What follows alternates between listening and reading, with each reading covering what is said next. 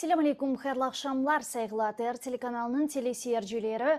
Бүгін информацион программасыны сейретесін. Сізлер үшін мен Гүлсум Халилова чалшам ве яйнымызға тешрif бұйырған мұсафирымызны селямлағмақтан мемнюнмыз бұл Қырым татар милимешіз азасы ве Қырым татар ресурс мерkezінің елбасшысы Ескендір Ағабариев. Мерабяныз, селям алейкум. Алейкум селям. Ескендір аға, сізнен біз умумен Украинадаки ве Қырымдаки сон вазиетні лаф етмеге планлаштырдық. Украинаға халқыра тешкілетлар ве чешік түрлі ülkeler тарафындан берілген дестекін де лаф етечекміз. Ама елбетті ки ондан евел демек біз Қырым татар халқының шымдыки вазиеті ве вазиетіміздің дейіншмесі көгенлешінде yapılған фаалиетлерін де көз өгіне алып, оларны лаф етмеге істейм. Хусусан біздерні мерақландырған меселе, невбетеки меселе. Оннен башлайық. Сыз кеченлері өзіңіздің Facebook сайфесінде Қырым татар ресурс меркезі адындан ве Милли Мejlis адындан да айны заманда Украина юқары шырасына Қырым татар темсили органының қайдетілмесі ile бағылы бөлге бір белгені илан еттіңіз, ачықладыңыз, көстердіңіз ве дегенізге көре бұл демек артық Украина ұқуқи мейданында Қырым татар Милли Mejlisi темсили орган олара қайд етілмесі керек ве бұл қарарыны менің анлағаным göre Ukrayna parlamenti almalı mı? Yok, Ukrayna parlamenti değil çünkü Ukrayna parlamenti uzun iş yaptı bu taraftan çünkü Tamir halk, Ukrayna Tamir halk kanunu kabul ettiler. Endi bu kanunu boyunca bu implementasya yapmak için biz bu normativno-правовые aktlar yapkan edik. Да, çalışmaya gerek.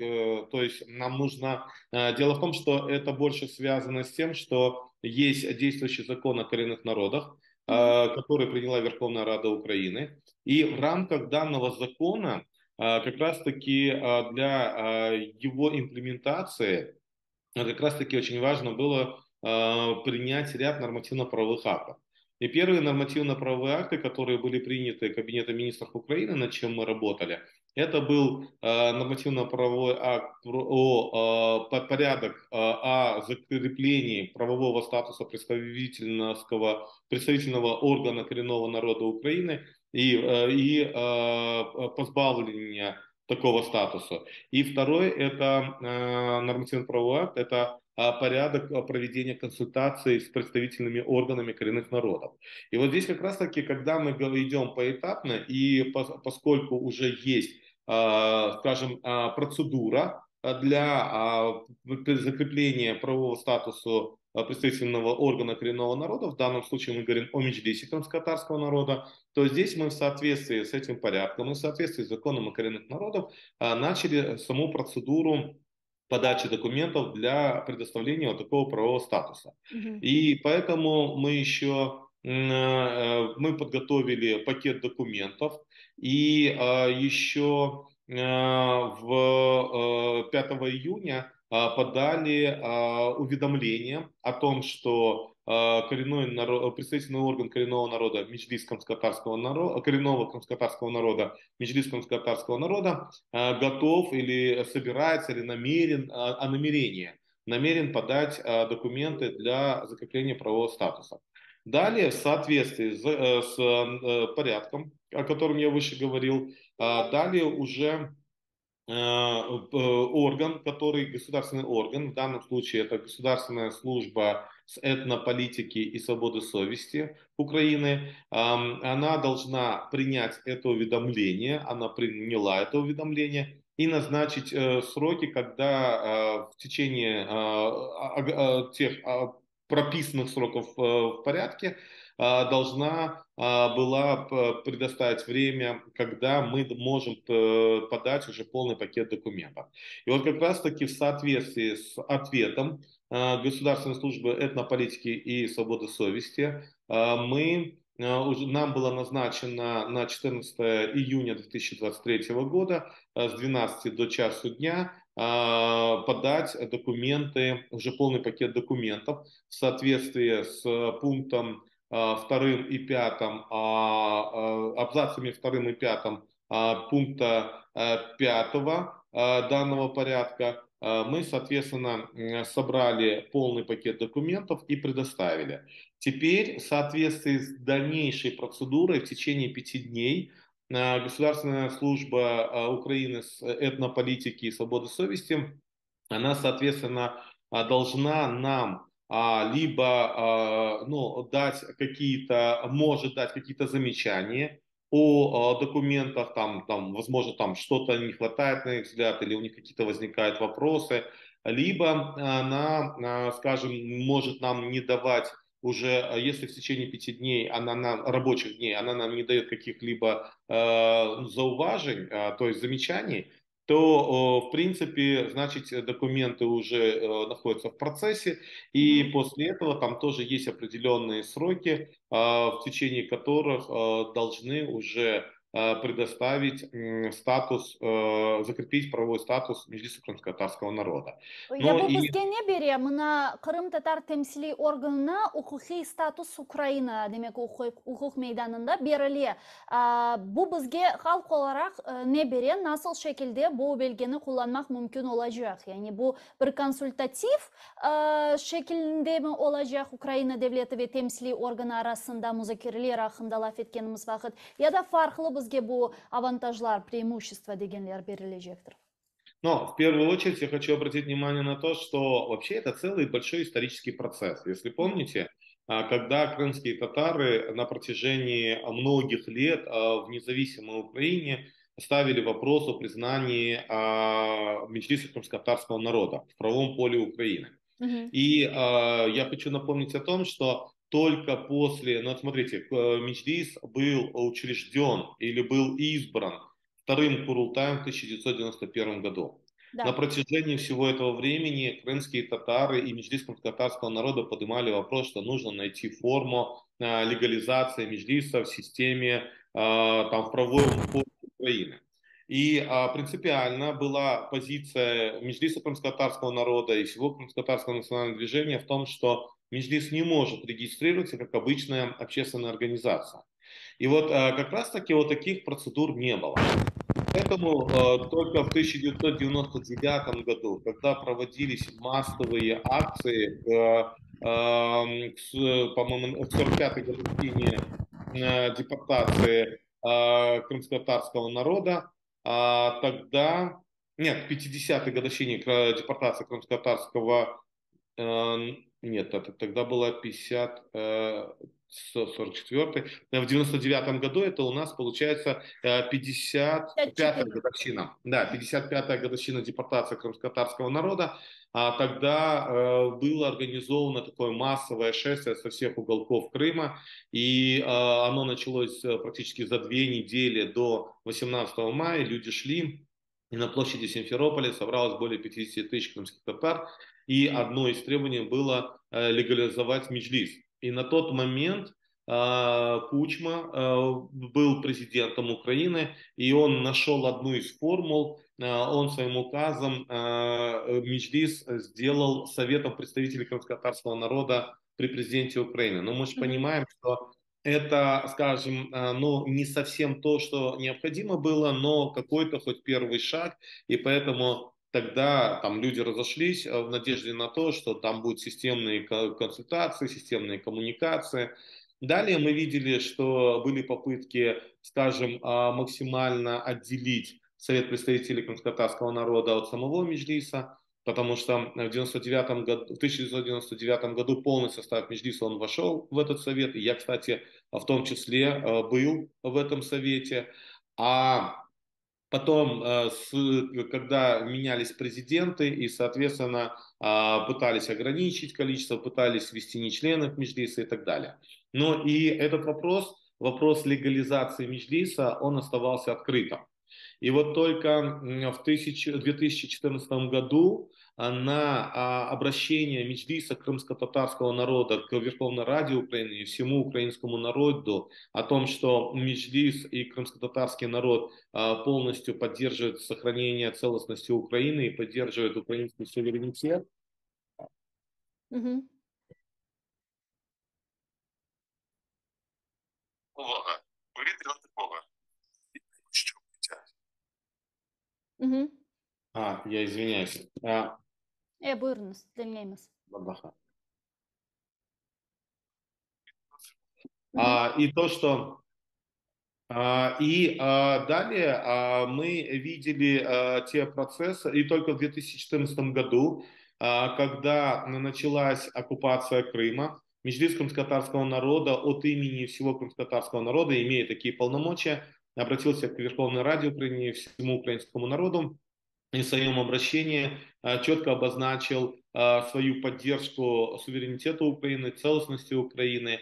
И в ответ на данное обращение появилось постановление Верховной Рады Украины, в котором Верховная Рада Украины заявила о защиту прав и свобод коренного крымско-татарского народа и граждан Украины, других национальностей, проживающих на территории Крыма. И тогда вот впервые, скажем так, вот на уровне такого, ну, я бы сказал, достаточно серьезного документа, как постановление Верховной Рады Украины, Курултай и Меджлис были признаны как официальные органы представительные, но дело в том, что это до конца не урегулирует процессы, потому что мы, когда говорим, что как могут взаимодействовать и каким может быть Меджлис в правовом поле. И поэтому этот вопрос уже стал разрешаться с принятием закона о коренных народах. И Мгм. после принятия закона о коренных народах, где четко сказано, что коренные народы могут иметь свои представительные органы и свои исполнительные органы своих представительных органов. И, соответственно, эти представительные органы могут представлять народ, эти представительные органы могут быть только, может быть только один представительный орган, то есть немного общественных организаций. Мгм. И как раз таки о том, что предоставляется статус, правовой статус представительному органу только с помощью порядка о закреплении статуса, Мгм. правового статуса, что мы в принципе и пытаемся делать. И теперь уже ближе к тому, что оно нам дает. Ну, Так. во-первых, после того, когда своим распоряжением Кабинет министров Украины закрепит правовой статус, то Меджлис крымско-татарского народа, он уже приобретает уже правовой статус, то есть ту форму и правовой статус именно представительного органа, и никто другой, кроме Меджлиса, не может иметь статус представительного органа крымско-татарского народа, как коренного народа в Крыму. Это раз. Мгм. Второе. Здесь не надо там регистрировать Мечтийского татарского народа как общественную организацию, в чем всегда были против Мгм. крымские татары. И с другой стороны, здесь далее, но здесь еще остается открытым вопрос, нужно будет до ума довести, вопрос именно связанный с организационно-правовой формой.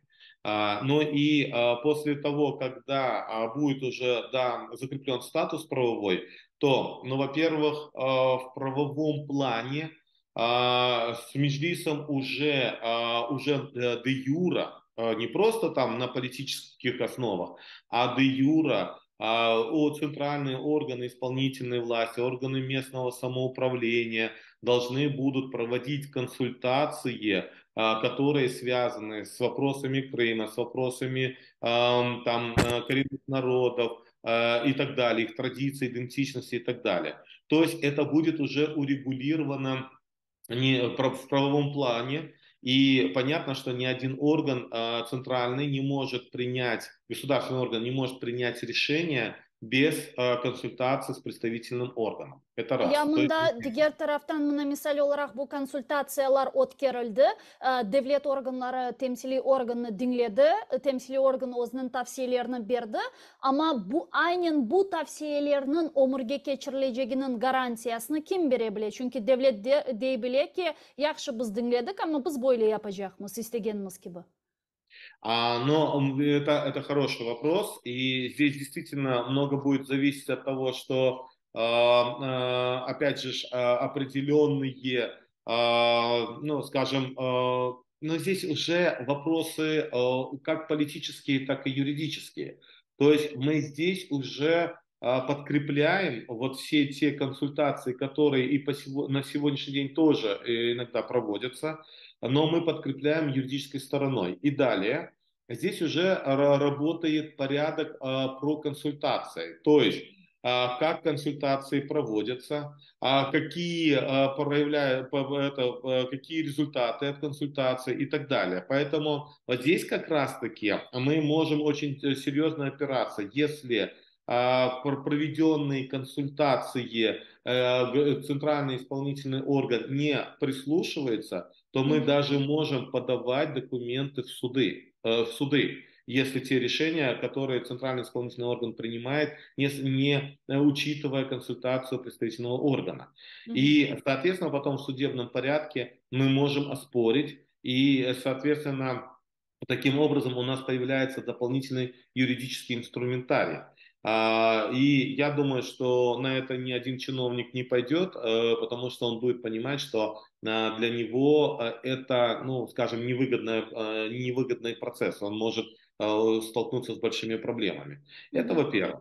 Во-вторых, что нам дает правовой статус, это то, что в том числе и в рамках закона предусмотрено, но тут надо будет еще нам проработать ряд нормативно-правовых актов о финансировании, там, о программах, в соответствии с которыми может финансироваться из государственного бюджета. Но в принципе, когда уже есть правовой статус, то сам Меджлис может инициировать в дальнейшем плане, вот, скажем, вот эти нормативно-правовые акты, которые будут регулировать процесс финансирования деятельности представительного органа коренного народа. Это тоже очень важно. То есть я думаю, что не в этом году, с учетом войны, с учетом, скажем, вот сложностей, но я думаю, уже можно будет, там, может быть, через год, а уже через два, то мы здесь и нормативно-правовые акты подготовим, урегулируем в юридическом плане,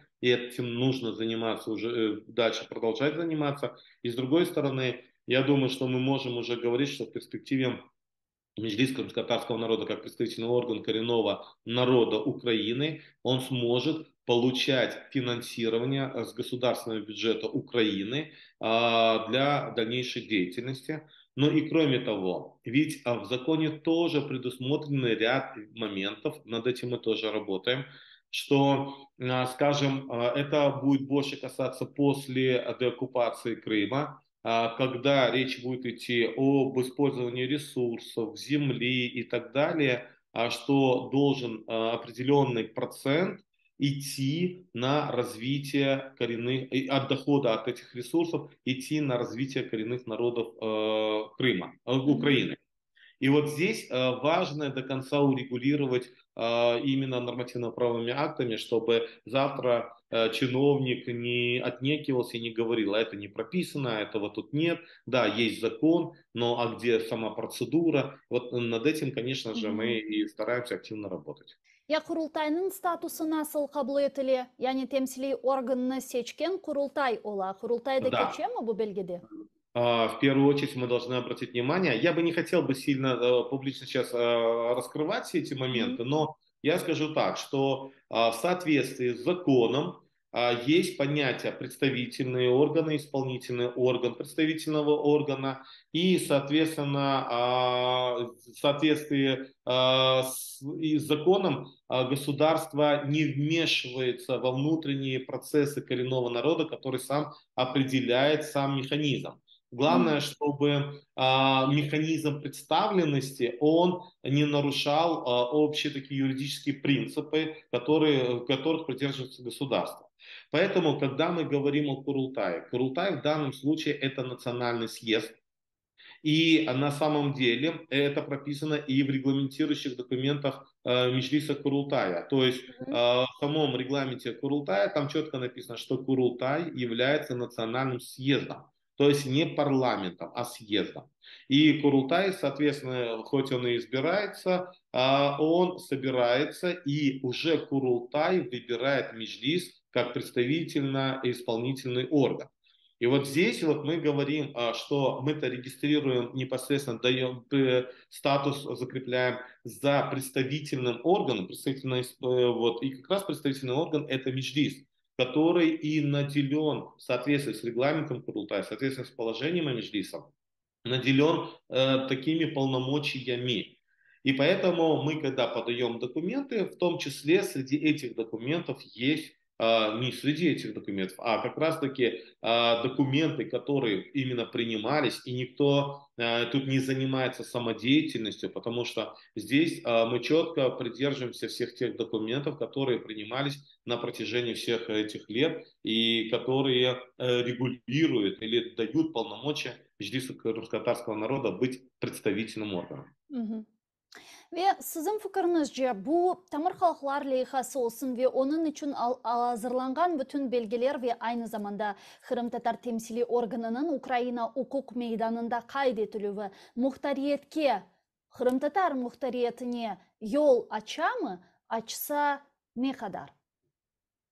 Но в первую очередь я хотел бы обратить внимание, что когда мы говорим о национально-территориальной автономии, мы в первую очередь должны в том числе или в первую очередь продемонстрировать, что мы умеем эффективно управлять национальными органами самоуправления Мгм. коренного народа. То есть речь идет как раз таки о Меджлисе. И вот, конечно, когда мы говорим о закреплении правового статуса, потому что ведь принятие закона коренных народов – это продукт многолетней, даже нескольких десятилетий работы национального движения крымско-татарского. И, ну, я имею в виду здесь Меджлис, Курултай, вот, активистов национального движения, общественных организаций и так далее. Мы только смогли, вот возьмите, в 91 году, в 91 году был проведен второй Курултай и создан Меджлис. И только в 2021 году мы получили тот закон, который еще нужно имплементировать. Мгм. И поэтому ну, вот здесь, конечно же, я всегда был сторонником того, что не нужно брать сразу все, а нужно брать поэтапно все эти процессы. И когда мы говорим в том числе о форме самоопределения крымско-татарского народа как коренного народа Украины, мы должны в том числе и понимать, что такую форму, которую предлагает сам коренной народ, должны воспринять и украинское общество. И вот как раз-таки сама этапность, сама демонстрация политической зрелости, демонстрация, скажем, того, что все делается в рамках законодательства Украины, и что все это делается, и что это не есть угрозой для суверенитета Украины. И вот как раз-таки вот эти поэтапные шаги, они дают нам, с одной стороны, серьезные результаты становления самой системы, и с другой стороны, мы пошагово, скажем, адаптируем украинское общество к тому, что, скажем, автономия в Крыму по национально-территориальному признаку, это не просто какие-то преференции для крымских татар, нет. Это необходимость, это реализация международного права, это реализация закона о коренных народах. И это в первую очередь, и самое главное, что нужно обратить внимание, это форма, которая обеспечит право на самореализацию и защиту прав как коренных народов Украины, так и представителей других национальностей, проживающих в Крыму. Keçenleri Zırkılı Tijnya деген matbuat vasıtası böyle bir Teşkeruf geçirdi ve insanlara sual berdi. Суаль böyle Україн тілінде, чи потрібно залишати Криму автономію, якщо вдасться його звільнити. Ve 18% böyle cevap verdiler так, оскільки це збереже стабільність на півострові. 61% dedi ki ні, оскільки це залишає ризики сепаратизму. 18% dedi ki не час зараз обговорювати це питання і розбурхувати суспільство. Ve 3% dedi ki инше, яғни фарқлы шейлер. 61% yok, çünkü bu muhtariyet separatizmге risklерні meydanға кетірежегіне cevap berdi ve bu 61% elbette ki bu zarkılı tijne ayta. Başka sotsiologik demek araştırmalarını bakacak olsak belki de anda rakamlarda az olabilir. Belki hatta 50'den az olabilir ve ilahri. Ama kene de bu muhtariyet ve separatizm ile bağlı stereotipler, bu şablonlar ve ilahri hala da Ukrayna cemiyeti arasında saklanılıp kalmakta. Mына Eskender ağa, siz hem Milli Meclis azası olasınız hem de çok fazla faaliyetlerini Kırım Tatar Resurs Merkezi adından da gerçekleştiriyorsunuz ve hakikaten bugün böyle en ogde ketken Kırım Tatar siyasetçilerinden birisiniz. Sizin fikrinizce Ukrayna cemiyetinin bu mesele etrafında laf etmek gerek mi? Laf etmek gerek olsa nasıl şekilde anlatmak gerek bu korkularını meydandan kaldırmak için? Вот это как раз-таки самый острый и самый тонкий вопрос, над которым мы должны работать. Я говорю, вот наша система национального движения должна работать очень аккуратно и очень осторожно. Потому что, понимаете, вот здесь как раз-таки очень важно, чтобы были информационные кампании, которые будут разъяснять украинскому обществу. К примеру, я приведу пример. Когда мы начали кампанию по восстановлению исторической топонимики, Да. и мы в нашей команде анализировали, а как украинским обществом будет воспринято, допустим, наше предложение восстановить не только исторические названия, связанные с депортацией. Это когда в 1945, после депортации крымских татар в 1945 и последующих годах, вплоть до 1961 года, переименовывали населенные пункты в Крыму. Но и в том числе населенные пункты, которые связаны с аннексией Крыма Российской Федерацией. И вот такие города, как, например, Симферополь, Севастополь, Евпатория и Феодосия, вот здесь как будет восприниматься? И мы анализировали. И мы, когда в своей компании, мы сразу же говорили о том, что может быть на каком-то этапе пока не стоит трогать, условно, Феодосию и Евпаторию, а, допустим, по Симферополю и Севастополю нужно уже активно проводить информационную кампанию. И когда мы начали это запускать, то вот здесь мы видели разную реакцию, в том числе и со стороны провокаторов. Потому что под украинскими именами, в том числе, есть провокаторы, которые целенаправленно пытаются настроить крымских татар против украинцев, украинцев против крымских татар. И когда мы даем посылы, что если мы хотим деколонизировать полностью Украину, то мы должны вернуть исторические названия, это раз. Мы активно начали обосновывать, что вот некоторые, когда начали говорить, вот, мол, Симферополь это греческое название, причем тут Ахмеджи. Мы объясняем, что в греков даже в Симферополе никогда исторически не было. И Симферополь возник на месте Акмеджита, который был создан именно крымскими татарами. Или когда мы берем Севастополь, когда речь идет о том, что Севастополь и Херсонес это тоже разные, да, Херсонес находится в пределах города Севастополя, но сам Севастополь был построен на месте Ахьяра. И когда мы даем разъяснение, действительно, многие украинцы этого просто не знают.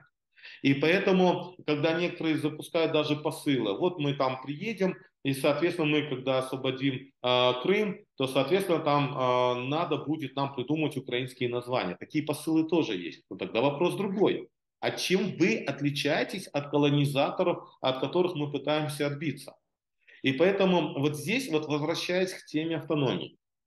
Вот по автономии здесь наши самые главные нарративы должны быть, что, вот смотрите, а если мы говорим о Крыме как автономной республике Крым, которая стала, скажем, оккупированная, да, и спровоцировала, как говорят некоторые вот сторонники вот этой идеи, спровоцировала и в последующем, чтобы, ну, бояться, что спровоцируют очередную там сепаратизм.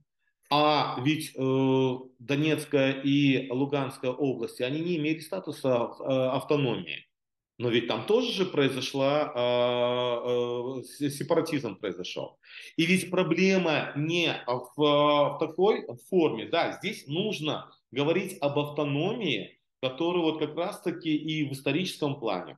Ведь исторические предпосылки возникновения автономной республики Крым, они были на первом и основном этапе связаны не с тем, что большинство этнических русских проживает в Крыму, а было связано с тем, что крымско-татарское национальное движение боролось за возвращение обустройства крымских татар в Крыму, восстановление своих политических прав.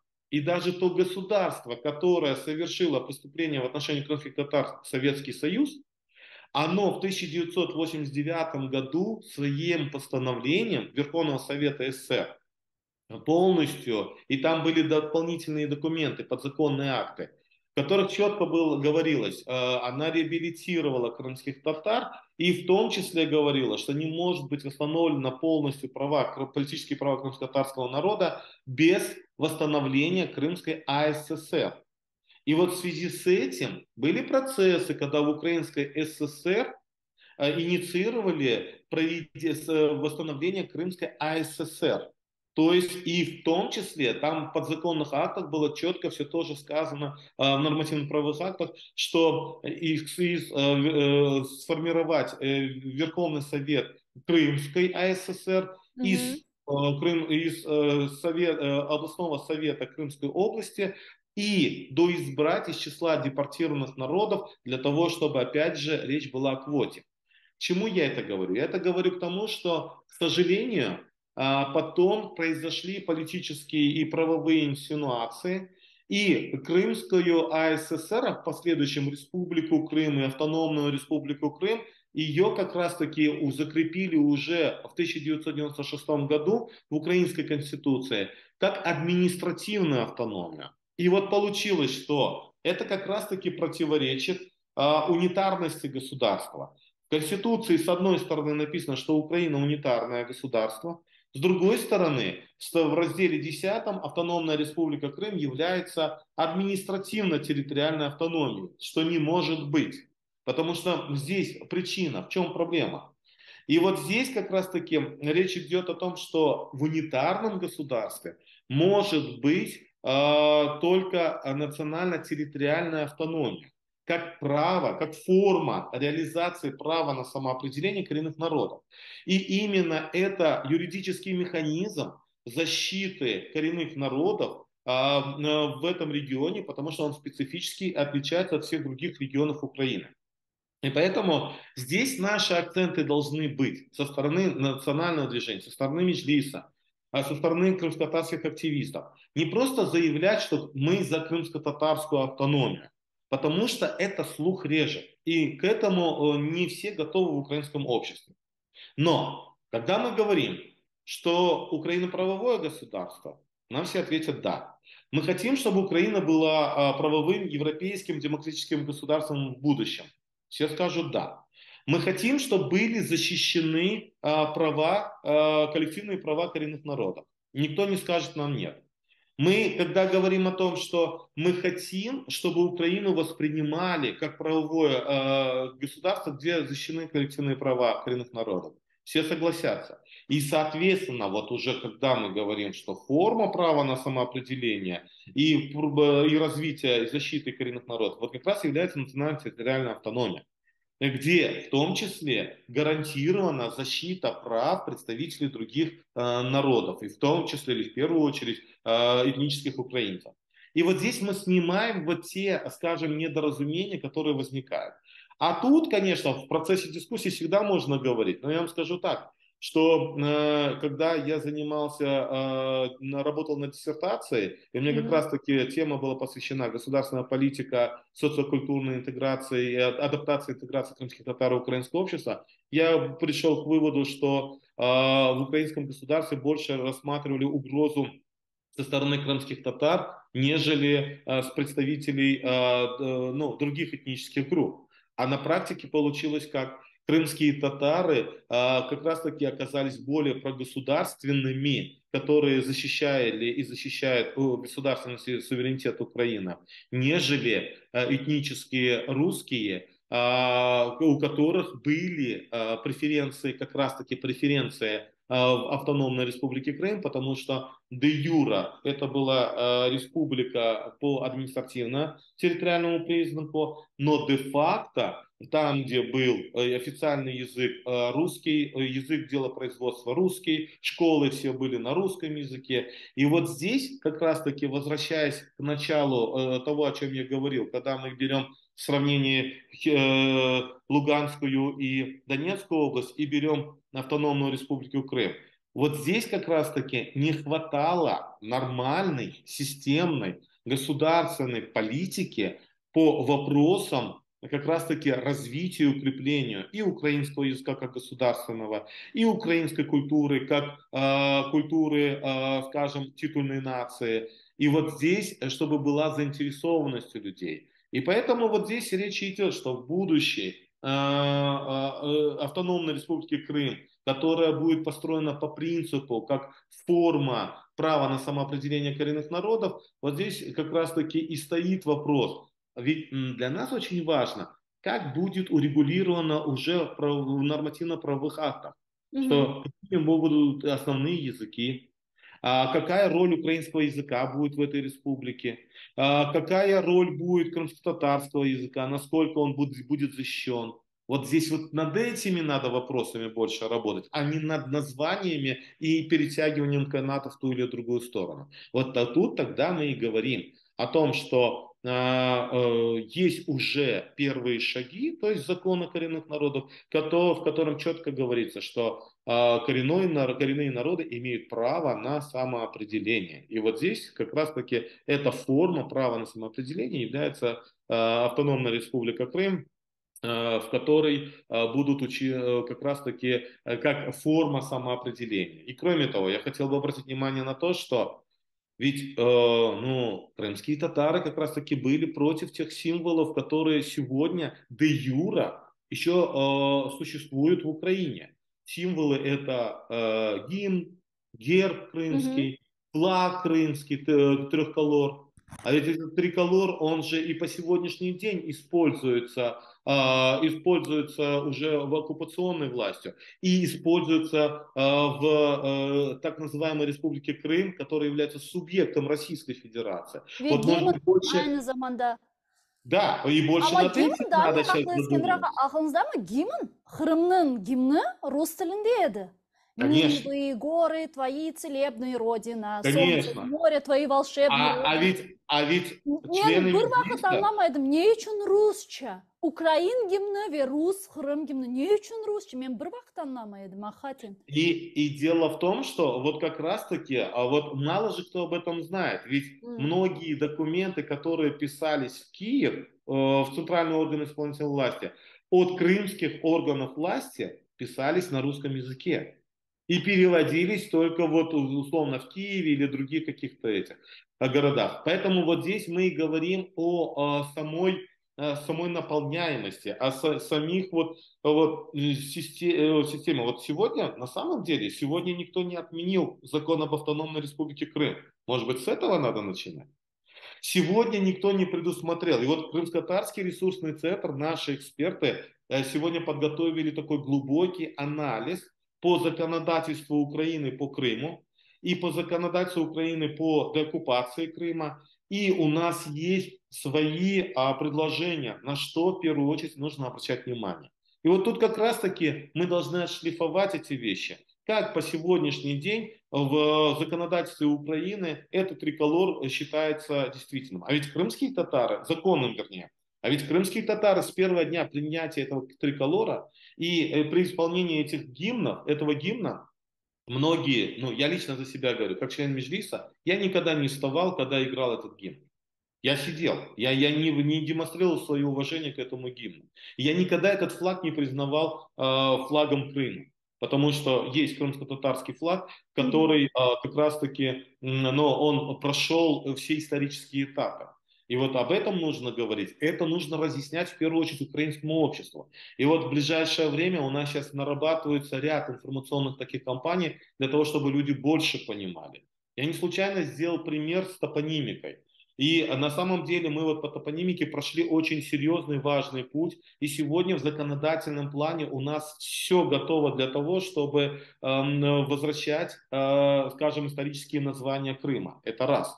С другой стороны, мы уже сегодня, на сегодняшний день, и подали письма с переименованием водных объектов в Крыму на название коренным народом.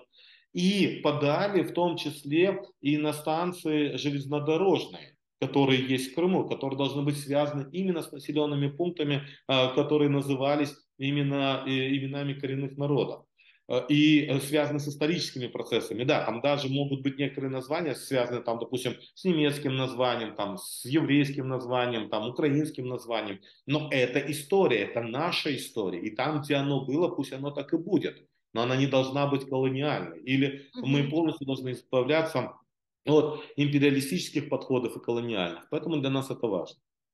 Я мына Эскендер аға, әлбетте ки булар автономия ве хусусан Кырым татар милли мухтарияты мәселесі саваш шартларында чезілмеге имканы жоқтыр. Чүнки bunun үшін анаясаға деңішмелер кірсетілмесі керек. Ама саваш шарайтлерінде демек анаясаға деңіштірулерні кірсетмек мүмкін дегіл. Егер ки бұл олса, бұл садеже артық саваш шарайтлері тоқталғаны ве Кырымда ишгалден құртарылғаны вақыт ола біле. Ве шымды Кырымның ишгалден құртарылуыны лаф етежек олсақ, сіздің фікіріңіз же, мына бұл яқынлашқан Украина силалы куветлерінің салдырысындан сіздің шақси беклентілеріңіз неден ибарет? Қатендемі Будановның дегеніне көре белки де язда біз артық евде олажақмыз. Но, скажем так, Буданов все-таки он глава той структуры, которая знает больше, чем мы все.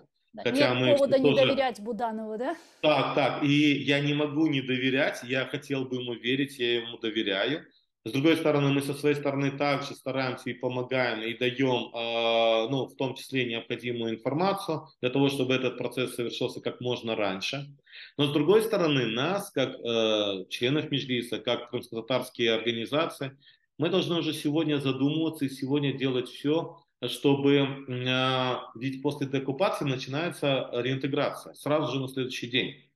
И сразу же на следующий день люди не будут ждать или не будут понимать, если не будет хлеба, не будет света, не будет воды, не будет того другого. И, соответственно, там просто одним украинским флагом и просто одними какими-то заявлениями мы не решим вопросы. Там будут массовые, скажем, такие вот, ну, скажем, протесты и так далее, которые будут не в пользу Украине. Тем более Украина должна будет действовать как демократическое правовое государство. Мы должны продумать все правовые этапы.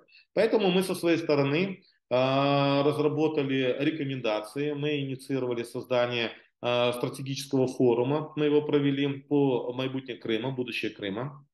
Теперь, действительно, я с вами полностью согласен о том, что пока действует военное время, то изменения в Конституцию вноситься не могут. Но мы должны понимать, что на начальном этапе в Крыму также будут действовать военные администрации на начальном этапе, потом военно-гражданские администрации. Но теперь военная администрация, она будет действовать не так долго, потому что после деоккупации это связано с военным временем по всей территории. Но военно-гражданская администрация может затянуться на годы, а может быть даже до десятилетий. И вот здесь очень важно, вот как будут работать военные администрации в Крыму. И вот даже сегодня, я просто живой пример приведу, работу военных администраций и военно-гражданских администраций регулируют, опять же, соответствующие законы. Но в этих законах там написано, что военные администрации могут работать в областях, районах и так далее, но там не написано «Автономная Республика Крым». То есть даже вот в этом плане нужно внести изменения в эти законы, чтобы учитывать, что на определенный период военного времени в Автономной Республике Крым может действовать или будет действовать военная администрация. Это очень важно. Теперь другой момент. Другой момент, что, опять же, я вот только вот уже сколько есть законов, которые уже сегодня надо менять, и это в полномочиях есть даже в военное время. И вот над этими законами мы уже должны сегодня думать, и мы потихоньку стараемся, ну, и то мы запаздываем, я скажу так. Мгм. И это зависит, конечно, от депутатов, это зависит от политической воли высшего руководства нашей страны. Но, допустим, некоторые вещи, которые связаны, опять же, с Крымом, ну, допустим, в этой весной были внесены изменения в закон о географических названиях, который нам дает возможность восстановить исторические названия. Мгм. И как раз-таки уже к осени этого года мы можем сделать, есть у нас большой шанс, скажем, сделать все так, что мы в Крыму восстановим исторические названия, то есть мы восстановим историческую справедливость. Yani И bu это tamamen очень Kırım'da важный посыл. Что? bu Ruslarның кетірген isimleri da 30. seneleri, 20. seneleri olar tamamen yok olacak ve onların yerlerine bütün Kırım Tatar isimleri verilecek. Evet, eski isimleri, ну, анда tek Крым татарларының değil isimler, ama чокча или, ну, скажем, в большинстве своем, конечно же, это крымско-татарские названия коренных народов, да, крымско-татарские, там, может быть, есть где-то караимские, крымчатские, ну, понятно, что это в основном это крымско-татарские названия, конечно. Ya Eskender bu koy kasaba şehirlerinin ya da bu geografik isimlerinin de adları değiştirilecek. Misal Но, Баханов, dağlar, kayalar, ormanlar ve ilahire. но на самом деле географические названия, они так и не были переименованы. То есть они сохранили в большинстве своем исторические названия.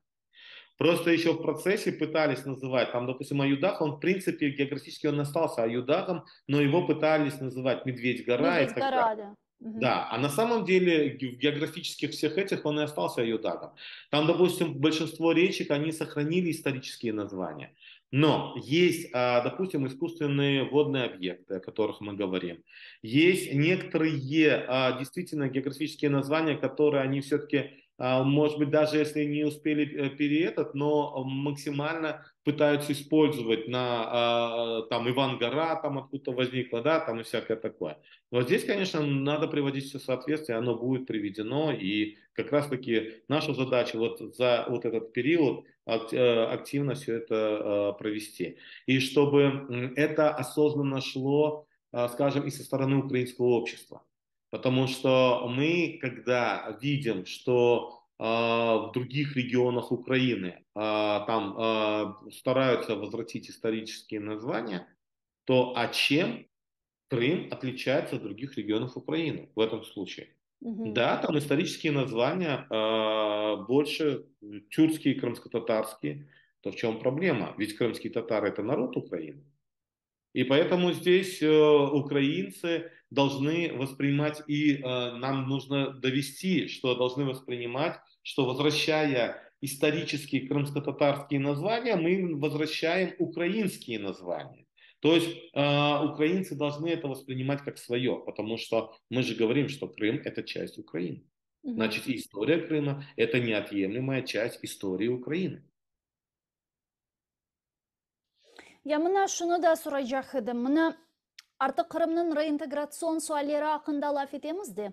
Elbette ki Kırım'a kayıtkan sonra anda yani büyük ihtimal bu harbi demek memuriyet kurulacak, военная администрация olacak işgalden kurtarılgan Kırım'da ve alda anda birçok devlet organlarında, işgalci devlet organlarında çalışan insanlar ve ilahire artık çalışıp olamayacaklar ve bu kadrovi golü degenlere problem meydana gelecek. Sizin fikrinizce artık bugün Ukrayna ana kıtasında bu kadrlarını toplamak ile bağlı yeterlice faaliyetler alıp barıla mı? Misal olarak Kırım'a biz kayıtkanımız vakit devlet organlarında Rus yanlısı değil de kapalı Rus yanlısı değil de katinde hazırlangan mütehassıslarının çalışması için nasıl bir faaliyetler artık alıp barılması gerek? Но здесь я хотел бы обратить внимание, что функции военной администрации отличаются от функции военно-гражданской администрации и отличаются от функций уже, скажем, органов местного самоуправления, да, в виде там, скажем, автономной республики Крым или в виде там областных администраций и так далее. Так вот, как раз-таки функции военной администрации это как раз-таки обеспечить просто порядок И, соответственно, изначально ну, урегулировать все процессы, чтобы не было каких-то так вот ну, ситуаций. Что необходимо по кадрам, то ну, мы слышим, что есть инициативы, там уже пытаются формировать там кадровый резерв, что начинают заявлять о том, что на базе Киевского национального университета там начинают там проводить специальные курсы и Мгм. так далее. Но есть другая практика. Практика того, что сколько начинают заявлять, что надо будет 40 тысяч, чтобы там специалистов приехали в Крым. Но мы имеем исторический опыт в Крыму. Ведь на самом деле этнических украинцев в Крыму более 600 тысяч, которые также привозились и в 1954 году, и там в конце 40-х годов, и в 60-е годы. Но при всем том мы увидели, как, скажем, они в том числе растворялись скажем, и либо подпадали на подавление, да, вот со стороны крымского общества. Кроме того, здесь я хотел бы обратить внимание, что когда мы говорим о специфике Крыма, мы должны знать Крым. Мы должны туда в первую очередь направлять людей, которые знают Крым, знают специфику Крыма, знают Мгм. ментальность Крыма, скажем, крымчан. Хоть я не люблю это слово, но знают ментальность крымчан. С другой стороны, туда должны ехать люди, в первую очередь, которых в том числе знают в Крыму. Поэтому и понятно, что там 40 тысяч, о которых говорят, их же тоже нужно обеспечить жильем, Мгм. их нужно обеспечить там, ну, всеми необходимыми, скажем, вещами для обычной жизнедеятельности. И поэтому А вот это здесь, обязательно эти 40 тысяч с материка должны быть, или ну, же но можно вот, здесь, чтобы профессионалов здесь в набирали в целом том числе 40 в Крым? тысяч, да, и речь идет о том, что вот и с материковой части приоритеты будут отдаваться для ВПО и так далее. Есть такие. В принципе, над этим тоже нужно работать, нужно поднимать. Но здесь мы, например, когда изучали весь этот вопрос, мы в том числе или в первую очередь предлагали следующее. Все равно военные администрации должны опираться на представителей местного населения. И поэтому мы предлагаем, что вот как раз-таки по рекомендации Милли Меджлиса, а вот тут опять-таки очень важно, чтобы Милли Меджлис был закреплен правовой статус, чтобы те региональные меджлисы или представители региональных меджлисов, которые существуют, которые, и мы же знаем, кто как себя повел в ту или иную ситуацию, как раз-таки, чтобы региональные меджлисы на начальном этапе оказывали содействие военным администрациям в процессах реинтеграции Крыма. И в течение первого года после этой оккупации мы рекомендуем провести выборы Курултая и выборы в местные региональные меджлисы, чтобы провести перезагрузку. Почему это невозможно на всекрымском уровне? Потому что действительно это, скажем, процесс, где действительно выборы, скорее всего, не будут в ближайшие там, 5 лет, а может быть и больше. А что касается крымско-татарского народа, коренного народа, это возможно, потому что коренной народ, он небольшой по численности, и поэтому вполне возможно это все реализовать. Ама И как сіздің раз таки, пікіріңізше құрылтайға кетежек темсілшілеріміз арасында фильтрация olmamalı mı? это уже другой вопрос. Это Но вот это мы как важный раз вопрос. таки, это важный вопрос, и я, например, недавно, когда мы обсуждали, и в том числе, когда мы обсуждали так вот, моделировали и говорили, я как раз говорил о том, что нам нужно на уровне Меджлиса принять такой внутренний наш нормативный документ о люстрации. То есть Мгм. кто из крымских татар не может избираться в систему представительных органов крымско-татарского народа. И вот над этим нам тоже нужно уже сегодня думать, потому что действительно среди крымских татар тоже есть коллаборанты, которые не могут баллотироваться в систему национального самоуправления. Асылда мұнда асылда миллет ақында білділе сөз кетме білесіз, Ескендір менің фікірімже иханетнің миллеті олмай. Яғни, у предательства нет национальности деп айталар да.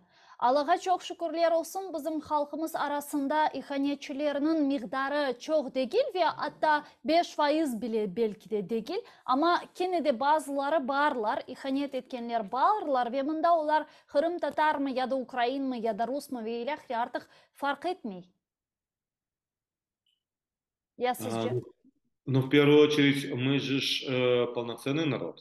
Ребят. И понятно, что среди нас, среди нашего народа тоже есть коллаборанты.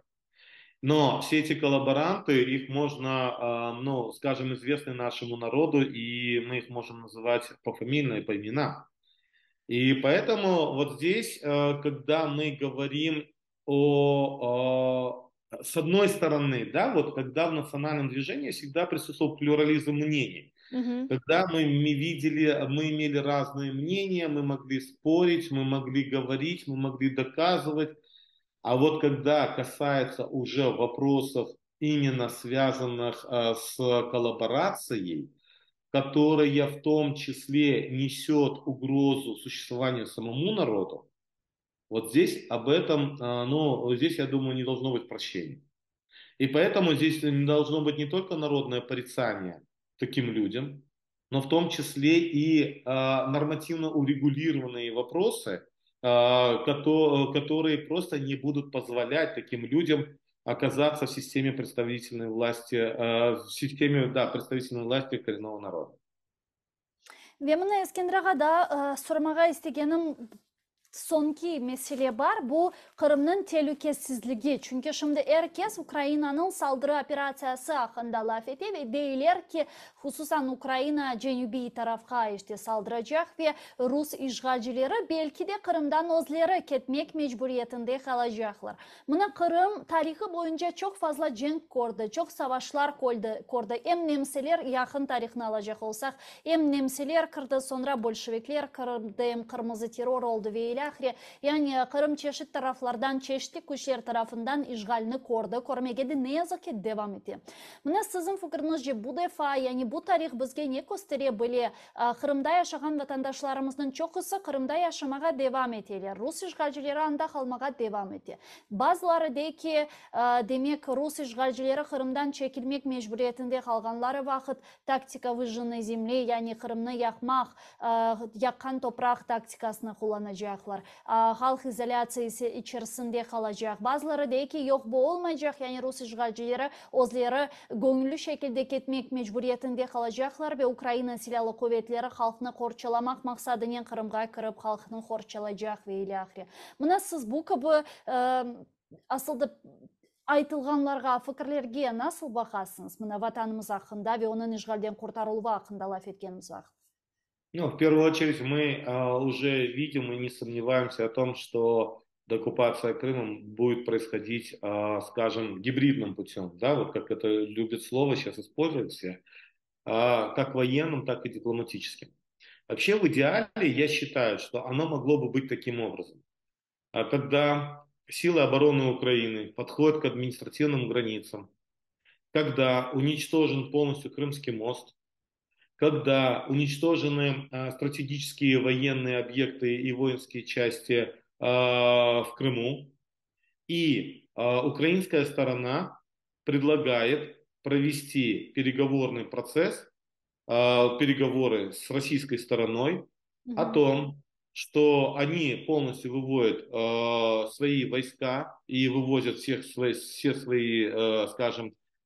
людей из Крыма, для того, чтобы дальше не проливать кровь, и в том числе, чтобы не пострадало гражданское население.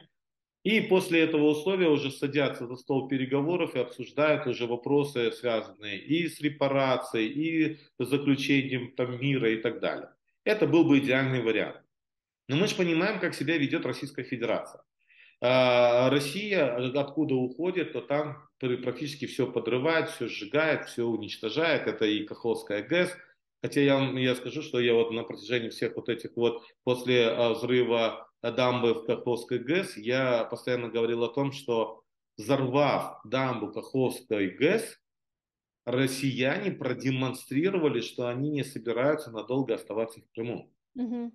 Потому что действительно одна из целей, опять же, полномасштабной агрессии против Украины, которая началась 24 февраля 2022 года, она была связана с обеспечением сухопутного коридора и взятием под контроль Каховской ГЭС для того, чтобы подавать воду по Северо-Крымскому каналу.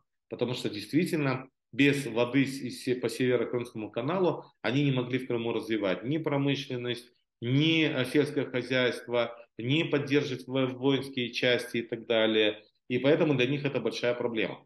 Теперь после взрыва Каховской ГЭС мы четко понимаем, что по Северо-Крымскому каналу уже на много лет уже вода не пойдет. И, соответственно, для них это в удержании Крыма, ну, это совершенно, ну, скажем, неудобно. И, Мгм. да, они 8 лет, на протяжении 8 лет пытались справиться без воды по Северокрымскому каналу. Но при всем том мы знали, как они, и мы об этом даже снимали фильм, делали расследование, говорили на разных площадках, что они рационально использовали природные ресурсы, естественные природные источники воды.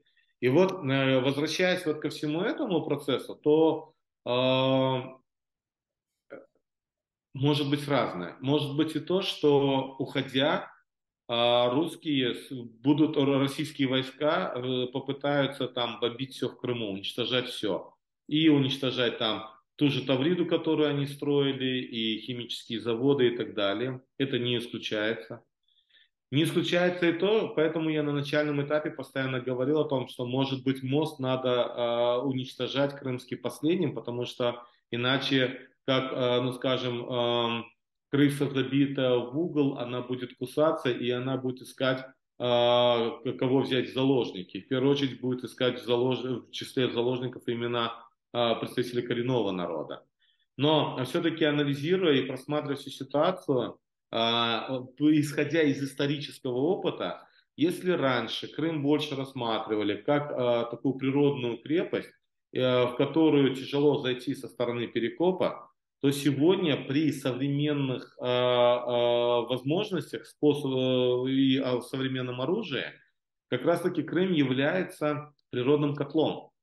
Если будет полностью уничтожен Крымский мост, если будет перекрыт вот этот вот как раз-таки сухопутный коридор, Мгм. то, соответственно, Крым будет полностью закрыт. И вот здесь даже можно будет ну, ставить действительно украинским силам и всему международному сообществу ставить жесткие условия для Российской Федерации, чтобы что им предоставляется возможность вывести все свои войска, вывести своих людей для того, чтобы потом уже сесть за стол переговоров, Мгм. чтобы не проливалась кровь. Я думаю, это идеальный был бы вариант и идеальный сценарий. Hem halkımız hem de vatanımız için.